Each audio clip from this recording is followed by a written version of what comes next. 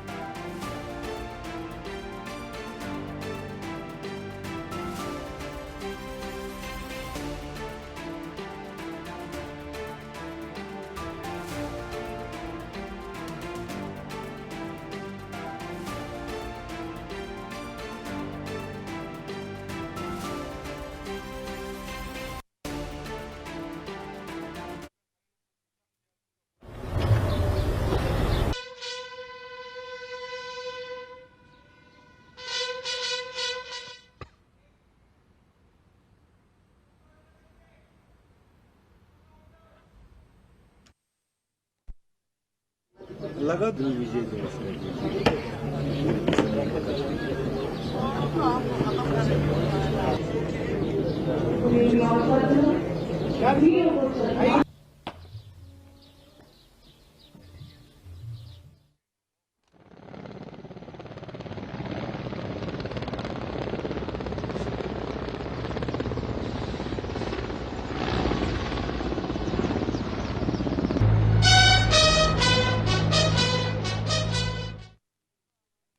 నేడు కార్గిల్ విజయ్ దివస్ సందర్భంగా ప్రధాని మోదీ వేడుకల్లో పాల్గొంటున్నారు. కార్గిల్లో పాక్ పై యుద్ధం గెలిచి నేటి 25 ఏళ్లు పూర్తయిన సందర్భంగా విధి నిర్వహణలో ప్రాణత్యాగం చేసిన అమరవీరులకు ఆయన నివాళులర్పించారు.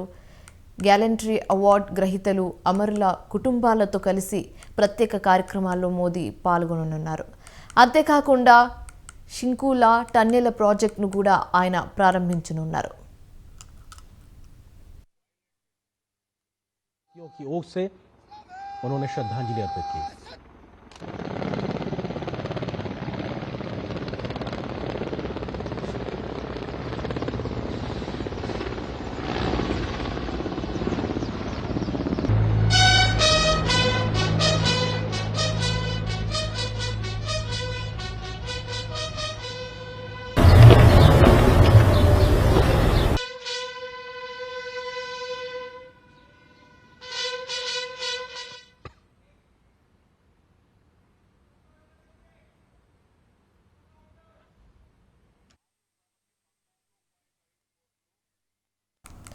నేడు కార్గిల్ విజయ్ దివస్ సందర్భంగా ప్రధాని మోదీ వేడుకల్లో పాల్గొంటున్నారు.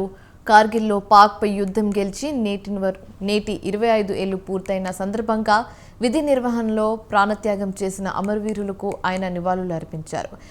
గ్యాలంటరీ అవార్డు గ్రహీతలు, అమరుల కుటుంబాలతో కలిసి ప్రత్యేక కార్యక్రమాల్లో మోదీ పాల్గొననున్నారు. అంతేకాకుండా షింకులా టన్నెల్ ప్రాజెక్టును కూడా ఆయన ప్రారంభించనున్నారు.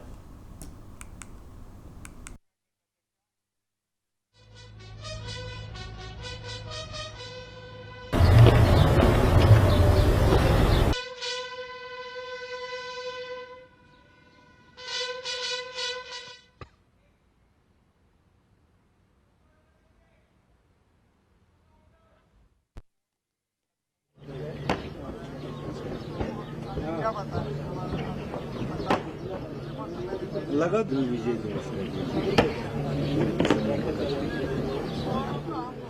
पहुंचे और 140 करोड़ भारतीयों की ओर से उन्होंने श्रद्धांजलि अर्पित की।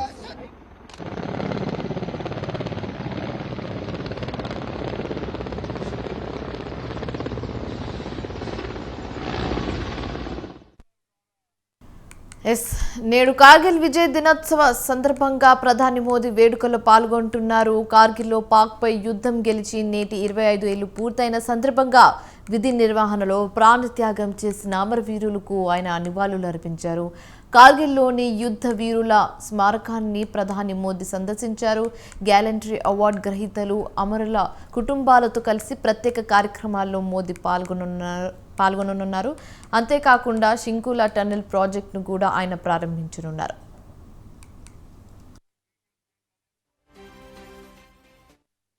सौ 40 करोड़ भारतीयों की ओर से उन्होंने श्रद्धांजलि अर्पित की।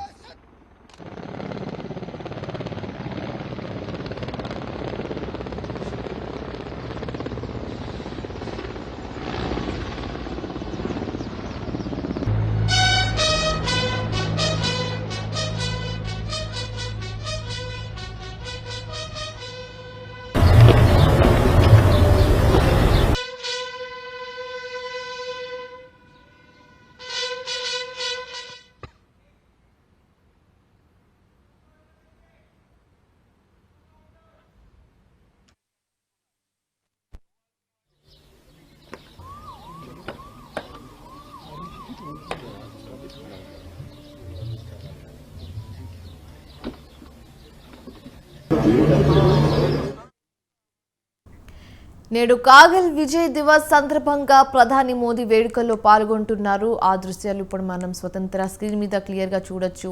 కార్గిల్లో పాక్పై యుద్ధం గెలిచి నేటి 25 ఏళ్లు పూర్తయిన సందర్భంగా విధి నిర్వహణలో ప్రాణత్యాగం చేసిన అమరవీరులకు ఆయన నివాళులు అర్పించారు. కార్గిల్లోని యుద్ధ వీరుల స్మారకాన్ని ప్రధాని మోదీ సందర్శించారు. గ్యాలంటరీ అవార్డు గ్రహీతలు, అమరుల కుటుంబాలతో కలిసి ప్రత్యేక కార్యక్రమాల్లో మోదీ పాల్గొననున్నారు. అంతేకాకుండా షింకులా టన్నెల్ ప్రాజెక్టును కూడా ఆయన ప్రారంభించనున్నారు.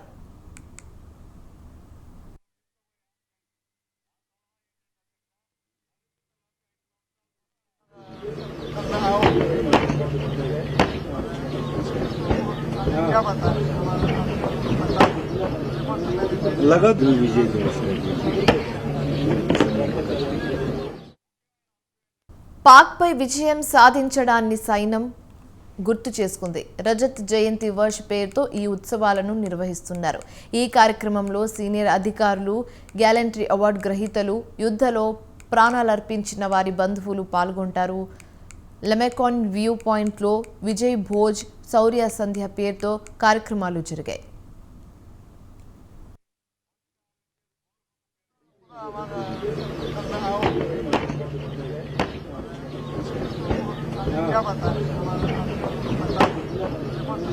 लगा ध्रुव विजय दिवस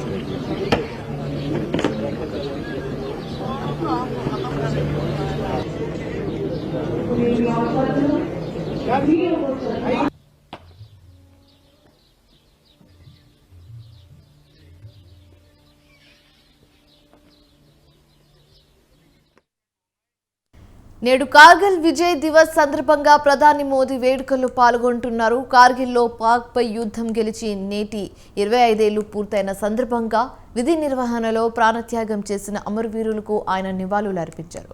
కార్గిల్లోని యుద్ధ వీరుల స్మారకాన్ని ప్రధాని మోదీ సందర్శించారు. గ్యారంటీ అవార్డు గ్రహీతలు అమరుల కుటుంబాలతో కలిసి ప్రత్యేక కార్యక్రమాల్లో మోదీ పాల్గొననున్నారు. అంతేకాకుండా సింకూలా టన్నెల్ ప్రాజెక్టును కూడా ఆయన ప్రారంభించనున్నారు.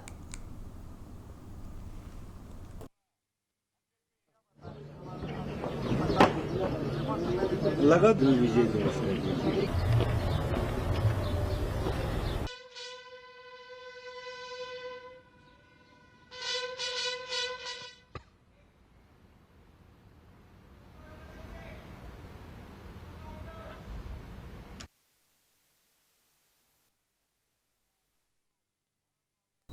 పాక్ పై విజయం సాధించడాన్ని సైన్యం గుర్తు చేసుకుంది. రజత్ జయంతి వర్ష్ పేరుతో ఈ ఉత్సవాలను నిర్వహిస్తున్నారు.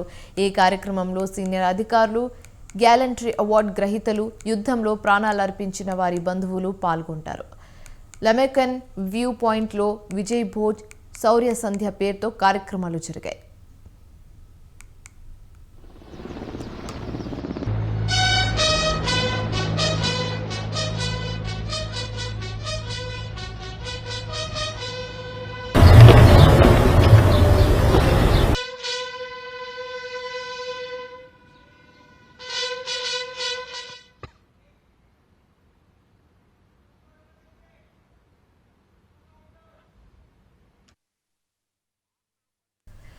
జూలై 26, 1999 పాకిస్తాన్ సైన్యాన్ని తరిమికొడుతూ కార్గిల్లో భారతదేశం విజయ పతాకాన్ని ఎగురవేసింది.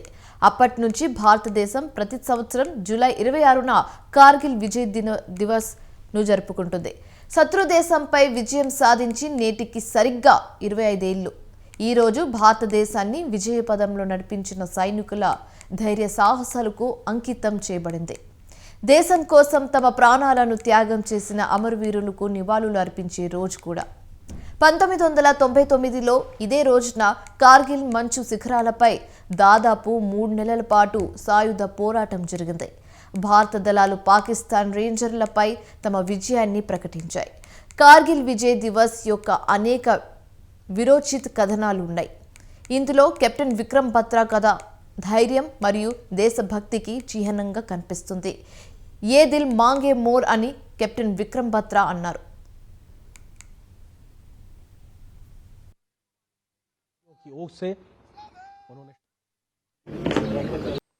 मैं इन शहीदों को नमन करता हूं जिन्होंने कारगिल में मातृभूमि की रक्षा के लिए अपना सर्वोच्च बलिदान दिया।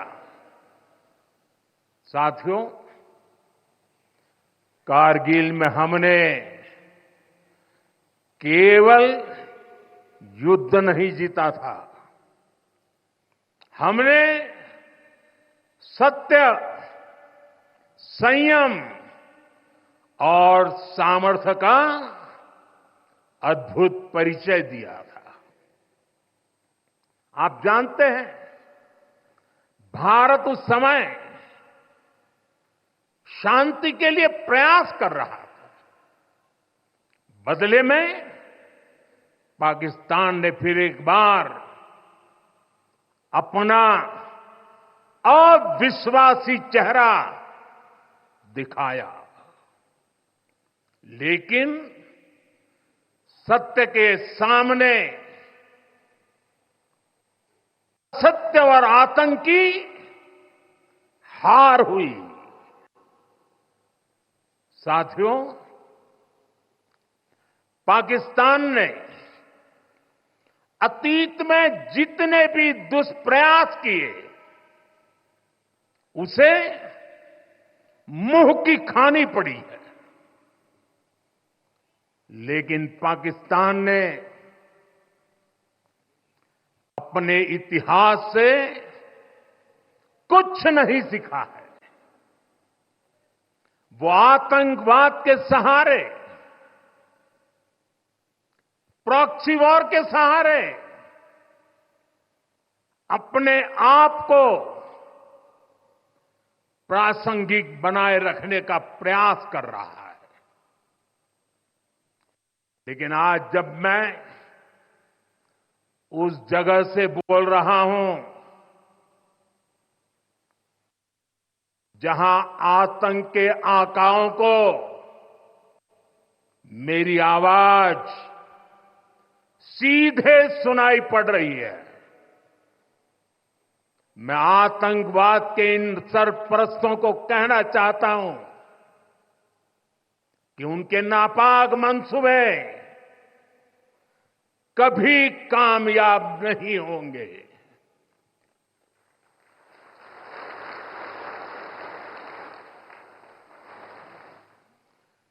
आतंकवाद को हमारे जाबाज पूरी ताकत से कुचलेंगे, दुश्मन को मुंहतोड़ जवाब दिया जाएगा। साथियों, लद्दाख हो या फिर जम्मू कश्मीर,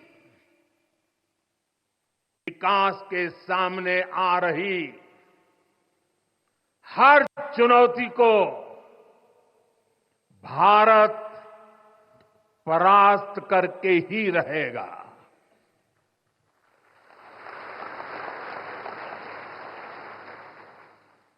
कुछ ही दिन बाद इस 5 अगस्त को आर्टिकल 370 का अंत हुए 5 वर्ष पूरे होने जा रहा है। जम्मू कश्मीर आज नए भविष्य की बात कर रहा है, बड़े सपनों की बात कर रहा है। जम्मू कश्मीर की पहचान G20 जैसी ग्लोबल समिट की अहम बैठक करने के लिए हो रही है। इंफ्रास्ट्रक्चर डेवलपमेंट के साथ साथ जम्मू कश्मीर लेह लद्दाख में टूरिज्म सेक्टर भी तेजी से ग्रो कर रहा है। दशकों बाद कश्मीर में सिनेमा घर खुला है। 3.5 दशक के बाद पहली बार श्रीनगर में ताजिया निकला है। धरती का हमारा स्वर्ग तेजी से शांति और सौहार्द की दिशा में आगे बढ़ रहा है। साथियों, आज लद्दाख में भी विकास की नई धारा बनी है। सिंकुल्ला टनल, इसके निर्माण का काम शुरू हुआ है। सिंकुल्ला टनल के जरिए लद्दाख पूरे साल हर मौसम में देश से कनेक्टेड रहेगा। ये टनल लद्दाख के विकास और बेहतर भविष्य के लिए नई संभावनाओं का नया रास्ता खोलेगी। हम सभी को पता है कि कठोर मौसम की वजह से लद्दाख के लोगों को कितनी मुश्किलें आती हैं। सिंकुल्ला टनल के बनने से ये मुश्किलें भी कम होगी। मैं लद्दाख के मेरे भाई बहनों को इस टनल का काम शुरू होने के लिए विशेष बधाई देता हूं। साथियों, लद्दाख के लोगों का हित हमेशा हमारी प्राथमिकता रहा है। मुझे याद है कोरोना के समय में करगिल क्षेत्र के हमारे कई लोग ईरान में फंस गए थे, उन्हें वापस लाने के लिए मैंने व्यक्तिगत स्तर पर काफी प्रयास किए। ईरान से लाकर उन्हें जैसलमेर में ठहराया गया था और जब स्वास्थ्य की दृष्टि से पूरी तरह संतोषजनक रिपोर्ट मिले, उसके बाद उन सबको उनके घर तक यहां पहुंचाया था। हमें संतोष है कि हम अनेकों जिंदगियों को बचा पाए। यहां के लोगों की सुविधाएं बढ़े, ईज ऑफ लिविंग बढ़े, इसके लिए भारत सरकार निरंतर प्रयास कर रही है। बीते 5 वर्षों में ही हमने लद्दाख के बजट को 1100 करोड़ से बढ़ाकर 6000 करोड़ रुपए कर दिया है, यानी करीब करीब 6 गुना की वृद्धि। ये पैसा आज लद्दाख के लोगों के विकास में, यहां सुविधाएं बढ़ाने में काम आ रहा है। आप देखिए, सड़क, बिजली, पानी, शिक्षा, पावर सप्लाई, रोजगार, लद्दाख में हर दिशा में दृश्य भी बदल रहा है, परिदृश्य भी बदल रहा है।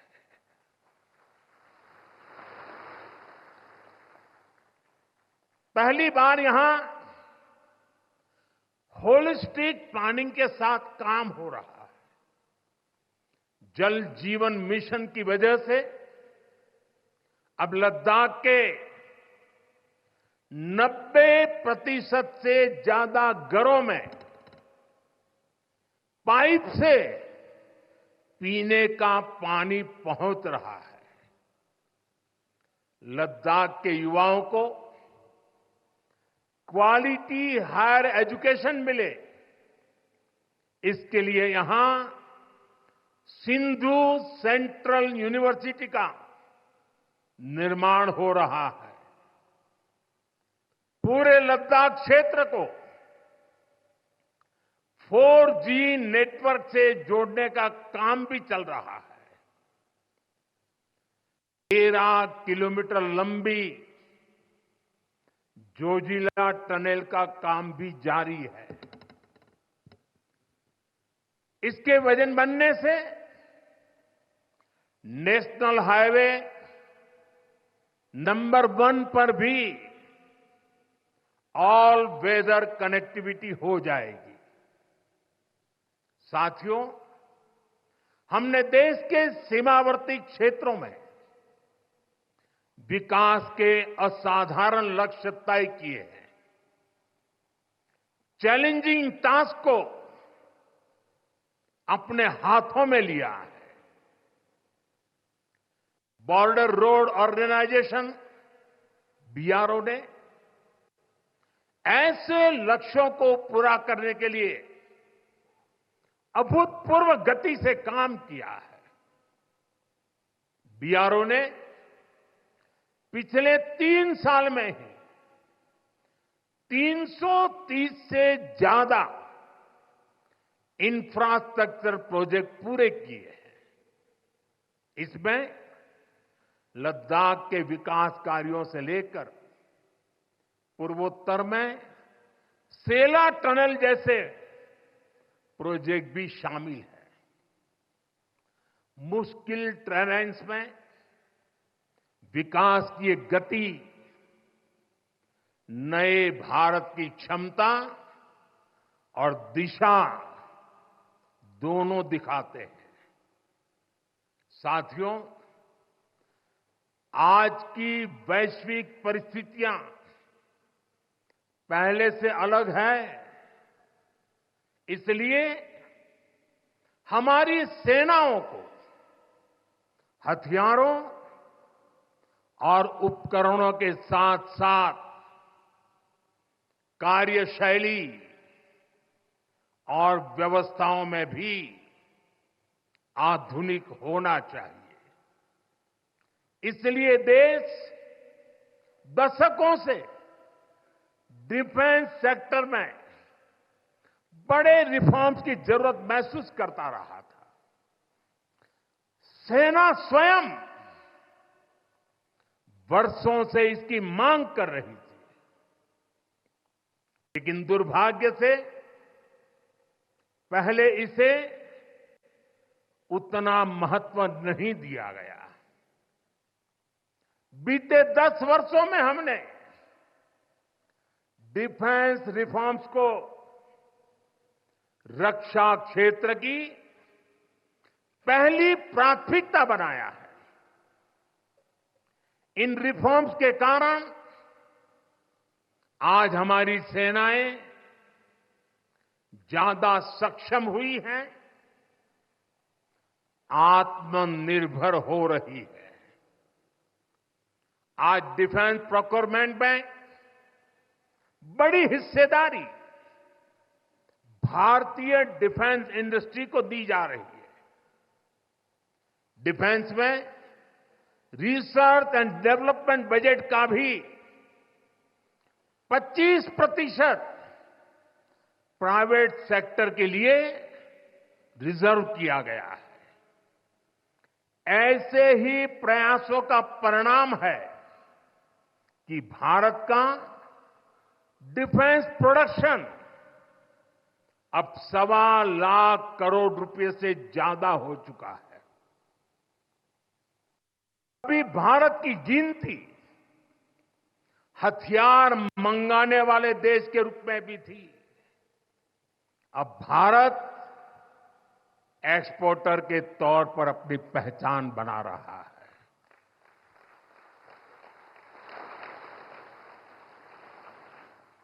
मुझे खुशी है कि हमारी सेनाओं ने 5,000 से ज्यादा हथियारों और सैन्य उपकरणों की लिस्ट बनाकर ये तय किया है कि अब ये 5,000 आइटम्स बाहर से नहीं मंगवाए जाएंगे। मैं इसके लिए सेना नेतृत्व को बधाई देता हूं। साथियों, डिफेंस सेक्टर में रिफॉर्म्स के लिए भी भारत की आर्म्ड फोर्सेज की सराहना करना चाहता हूं। हमारी सेनाओं ने बीते वर्षों में कई साहसिक निर्णय लिए हैं। सेना द्वारा किए गए जरूरी रिफॉर्म्स का एक उदाहरण अग्निपथ स्कीम भी है। दशकों तक संसद से लेकर अनेक कमेटी तक में सेनाओं को युवा बनाने पर चर्चाएं होती रही है। भारत के सैनिकों की औसत आयु, एवरेज एज, ग्लोबल एवरेज से ज्यादा होना, ये हम सबकी चिंता बढ़ाता रहा है। इसलिए ये विषय वर्षों तक अनेक कमिटियों में भी उठा, लेकिन देश की सुरक्षा से जुड़ी इस चुनौती के समाधान की पहले इच्छा शक्ति नहीं दिखाई गई। शायद कुछ लोगों की मानसिकता ही ऐसी थी कि सेना मतलब नेताओं को सलाम करना, परेड करना। हमारे लिए सेना मतलब 140 करोड़ देशवासियों की आस्था, हमारे लिए सेना मतलब 140 करोड़ देशवासियों की शांति की गारंटी। हमारे लिए सेना मतलब देश की सीमाओं को सुरक्षा की गारंटी। अग्निपथ योजना के जरिए देश ने इस महत्वपूर्ण सपने को एड्रेस किया है। अग्निपथ का लक्ष्य सेनाओं को युवा बनाना है। अग्निपथ का लक्ष्य सेनाओं को युद्ध के लिए निरंतर योग्य बनाए रखना है। दुर्भाग्य से राष्ट्रीय सुरक्षा से जुड़े इतने संवेदनशील विषय को कुछ लोगों ने राजनीति का विषय बना दिया है। कुछ लोग सेना के इस रिफॉर्म पर भी अपने व्यक्तिगत स्वार्थ में झूठ की राजनीति कर रहे हैं।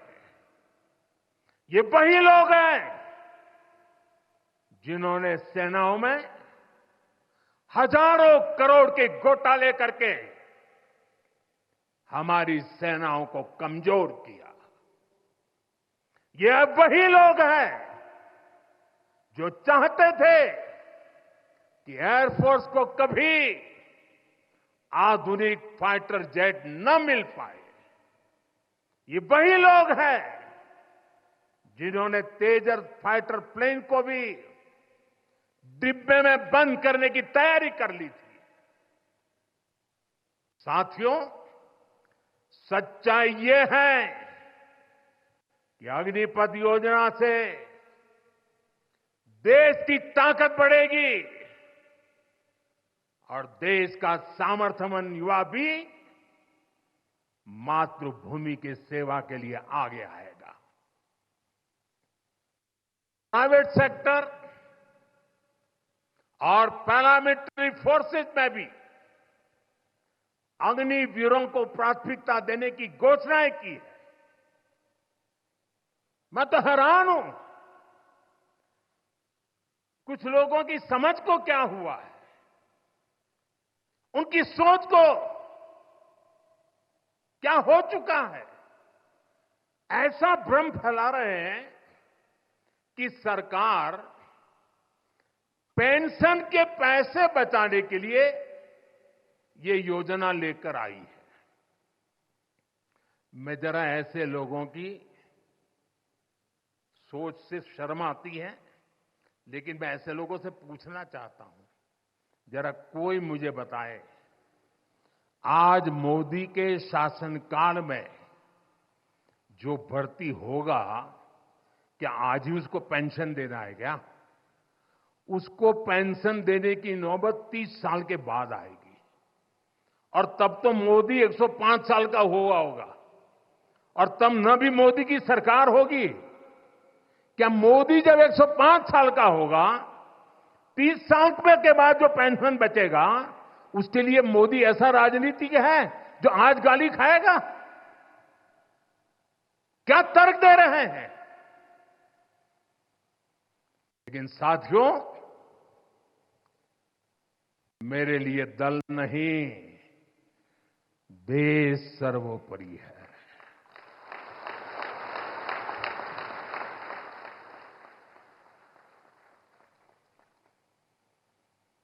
और साथियों, मैं आज गर्व से कहना चाहता हूं, सेनाओं द्वारा लिए गए इस फैसले का हमने सम्मान किया है। और जैसा मैंने पहले कहा, हम राजनीति के लिए नहीं, राष्ट्र नीति के लिए काम करते हैं। हमारे लिए राष्ट्र की सुरक्षा सर्वोपरि है। हमारे लिए 140 करोड़ की शांति ये सबसे पहले है। साथियों, जो लोग देश के युवाओं को गुमराह कर रहे हैं, उनका इतिहास साक्षी है कि उन्हें सैनिकों की कोई परवाह नहीं है। ये वही लोग हैं जिन्होंने एक मामूली रकम 500 करोड़ रुपए दिखाकर वन रैंक वन पेंशन पर झूठ बोला था। 500 करोड़। ये हमारी सरकार है जिसने वन रैंक वन पेंशन लागू किया। पूर्व सैनिकों को 1.25 लाख करोड़ रुपए से ज्यादा दिए गए। अब कहां 500 करोड़, कहां 1.25 लाख करोड़। इतना झूठ और देश के जवानों की आंख में धूल झोंकने का पाप। ये वही लोग हैं जिन्होंने आजादी के 7 दशक बाद भी सेना की मांग होने के बावजूद भी, देश के वीर सैनिकों के परिवारों की मांग होने के बाद भी हमारे शहीदों के लिए वॉर मेमोरियल नहीं बनाया। टालते गए, कमिटियां बनाते गए, नक्शे दिखाते गए। ये वही लोग हैं जिन्होंने सीमा पर तैनात हमारे जवानों को पर्याप्त बुलेट प्रूफ जैकेट्स भी नहीं दी थी। और साथियों, ये वही लोग हैं जो करगिल विजय दिवस को भी नजरअंदाज करते रहे। तो देश की कोटि कोटि जनता के आशीर्वाद है कि मुझे तीसरी बार सरकार बनाने का मौका मिला और इसलिए आज ये महत्वपूर्ण ऐतिहासिक घटना का हम पुण्य स्मरण कर पा रहे हैं। वरना अगर वही आ जाते तो इस युद्ध विजय की इस तारीख को याद नहीं करते। साथियों, कारगिल की विजय ये किसी सरकार की विजय नहीं थी। कारगिल की विजय ये किसी दल का विजय नहीं था। ये विजय देश की थी। ये विजय देश की विरासत है। ये देश के गर्व और स्वाभिमान का पर्व है। मैं एक बार फिर 140 करोड़ देशवासियों की तरफ से मेरे वीर जवानों को श्रद्धापूर्वक नमन करता हूं। सभी देशवासियों को पुनः एक बार कारगिल विजय के 25 वर्ष की शुभकामनाएं देता हूं। मेरे साथ बोलिए, भारत माता की। ये भारत माता की जय मेरे उन वीर शहीदों के लिए है, मेरे वीर भारत मां के वीर सपूतों के लिए है। भारत माता की, भारत माता की, भारत माता की। बहुत बहुत धन्यवाद।